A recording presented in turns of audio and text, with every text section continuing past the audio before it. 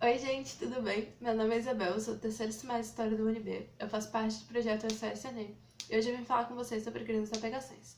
A expansão marítima se configurou como processo de exploração do Oceano Atlântico pelos europeus nos séculos XV e XVI, em busca de novas rotas comerciais e de novos mercados. Tendo Portugal e Espanha como precursores, o processo de expansão marítima ele alterou por completo o que era o mundo ocidental da época.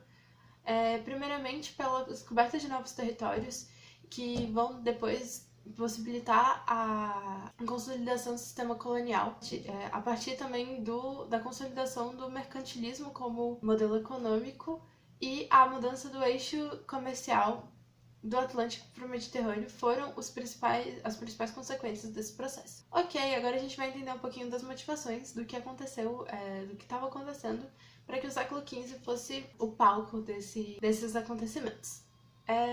Já desde a Baixa Idade Média, estava havendo um processo de renascimento urbano e comercial. Então, os centros urbanos e as rotas comerciais elas passam a revigorar. E isso faz com que surja uma nova classe, que é a burguesia. E essa classe ela vai ganhar força a partir desse momento e vai ser extremamente importante para o processo de navegações. Ok, e desde esse século XII estava acontecendo esse processo. Aí no século XIV, esse século ficou conhecido como século da crise. E as rotas comerciais terrestres elas vão ser deixadas de lado e as rotas comerciais marítimas vão começar a aflorar. E nesse momento, o que era o comércio marítimo, ele estava concentrado no Mediterrâneo e era monopolizado pelas duas cidades de Gênova e de Veneza. Ainda com o movimento das cruzadas, a Europa passa a ter contato com especiarias e com produtos do Oriente. E elas passam a ser muito requisitadas, principalmente pelas camadas altas da sociedade europeia. Outro fator importante que também contribuiu para as grandes navegações foi a formação dos Estados Nacionais. A formação dos Estados Nacionais permitiu o financiamento dessas expedições. As expedições elas eram viagens muito caras e essas viagens, elas com o financiamento dos Estados Nacionais, elas seriam possíveis. A Igreja Católica ela também tem um papel nesse processo ela apoiou e ela engajou essas viagens por perceber nelas uma possibilidade de conquista de novos domínios e de novos fiéis, principalmente na África muçulmana. Ok, agora a gente vai falar por que Portugal foi o primeiro, os motivos do pioneirismo português.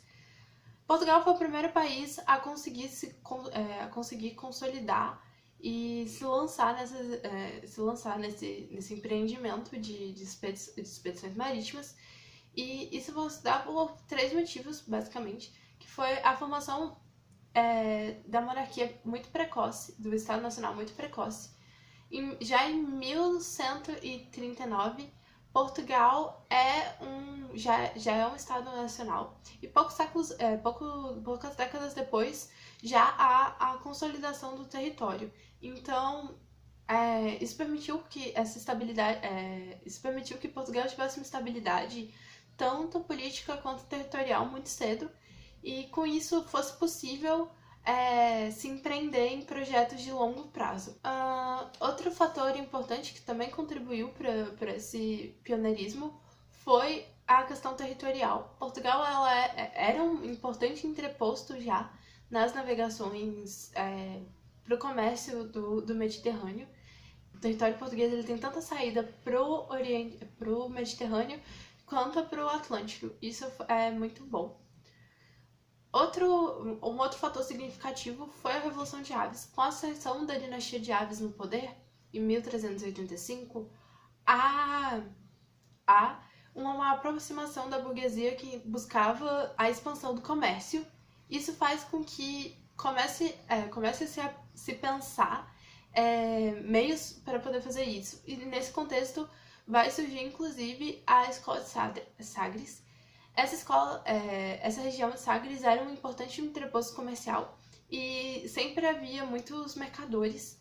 E nesse contexto passa a se reunir uma quantidade de conhecimentos náuticos, tanto em questões tecnológicas, por exemplo, o melhor tipo de barco, quanto em questões de instrumentos para navegação. E isso vai permitir que Portugal comece a ter um arsenal de conhecimento muito grande, para começar a lançar expedições. E de fato é isso que acontece. Agora a gente vai falar um pouquinho das conquistas portuguesas nessa época, em decorrência das grandes navegações. A primeira delas foi a cidade de Ceuta, no norte da África. Essa cidade ela vai se consolidar depois, vai ter a tomada da cidade, e ela se consolida como um entreposto comercial que vai permitir a exploração do litoral africano de uma forma geral. E, depois disso vão ter várias conquistas, Portugal vai tomando várias cidades, vai fazendo presença em várias cidades do litoral africano, até que e o principal objetivo de Portugal nesse momento é a chegada nas Índias, com a queda do Império Bizantino em 1453, o principal meio de comércio do Ocidente com o Oriente é fechado pela presença dos turcos otomanos na região, e isso faz com que haja uma necessidade de buscar novas rotas, e principalmente para obtenção de monopólio dessas rotas. Então, Portugal, o principal empreendimento de Portugal vai ser agora conseguir alcançar o Oriente por meio de novas rotas comerciais. A ideia deles era contornar a África e chegar até as Índias. E, no entanto, o Cabo das Tormentas ele representava uma grande dificuldade, até que em 1488 Bartolomeu Dias consegue de fato fazer essa viagem com sucesso. E isso foi um marco para que, enfim, continuasse se explorando e tudo mais. 10 anos depois, há de fato a chegada nas Índias, e Vasco da Gama consegue estabelecer uma feitoria de Portugal nas Índias.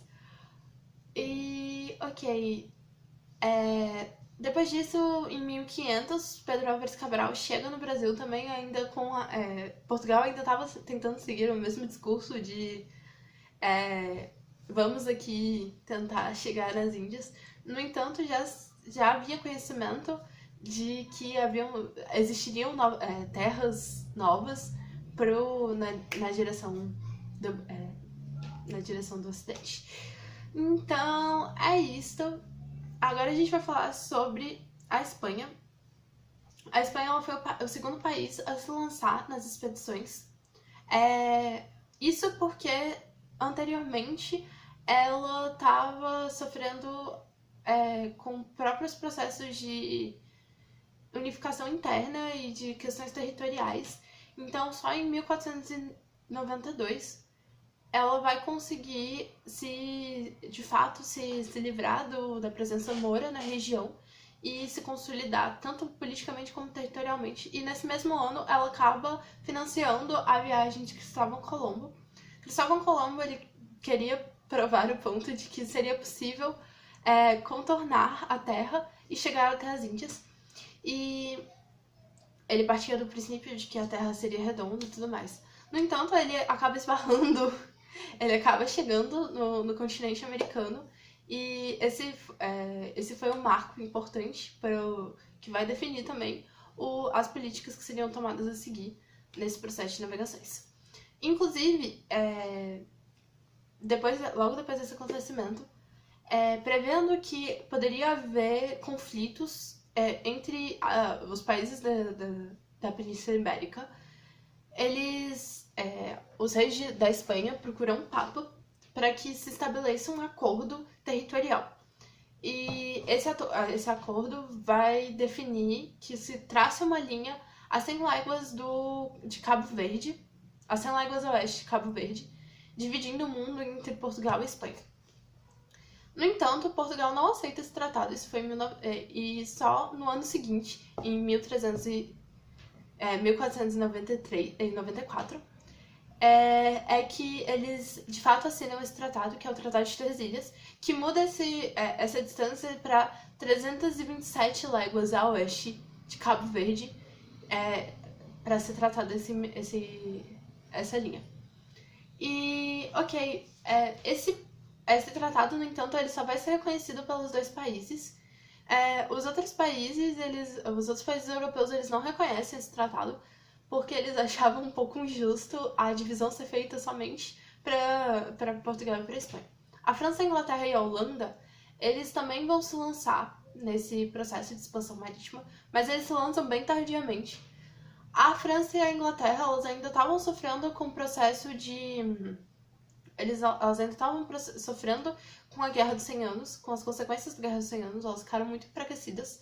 Então, elas tinham muitos problemas internos, principalmente na questão de territorial e política, e só vão conseguir se estabelecer bem depois, e aí elas vão, de fato, se lançar nesse processo, mas quando Portugal e Espanha já estão bem consolidadas como potências. E é basicamente isso, eu acho, que eu tenho para poder falar com vocês. Esse foi um bem resuminho de grandes navegações e expansão marítima. Acho que a gente pode falar um pouco sobre as consequências desse processo. Como eu já tinha dito lá na frente, a expansão marítima ela vai mudar completamente o rumo que estava sendo tomado, estava sendo tomado. Então, basicamente, o mundo ocidental, ele só é um mundo ocidental em decorrência desse processo de grandes navegações. Inclusive, tem literaturas que defendem que as grandes navegações foram o primeiro passo da globalização. E eu acho uma leitura interessante, é uma leitura que alguns vestibulares fazem. E é isso, gente. Basicamente, eu espero que eu tenha ajudado vocês de alguma forma. Além desse vídeo, eu vou estar enviando também uma lista de exercícios e um resuminho. E é isso. Boa sorte, bons estudos. Até a próxima.